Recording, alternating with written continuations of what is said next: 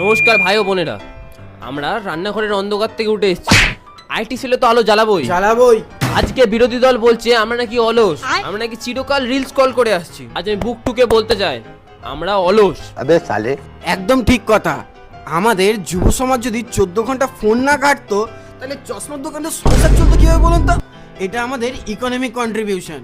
আজকে এই মিম পেজগুলো আমাদেরকে অপবাদ দিচ্ছে, কিন্তু আমি ওই যুব সমাজকে বলতে চাই, তোমরা কোনো মোটিভেশন স্পিকারের ফালতু কথাই যাবে না। রিলস কল করো, বিজেপি জিন্দাবাদ।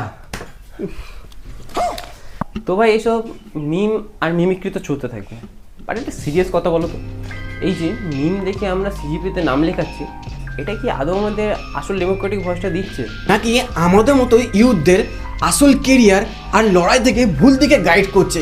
এটা কি কোনো চক্রান্ত চলছে? তোমরা তোমাদের মতামতটা নিচে কমেন্টে জানাও।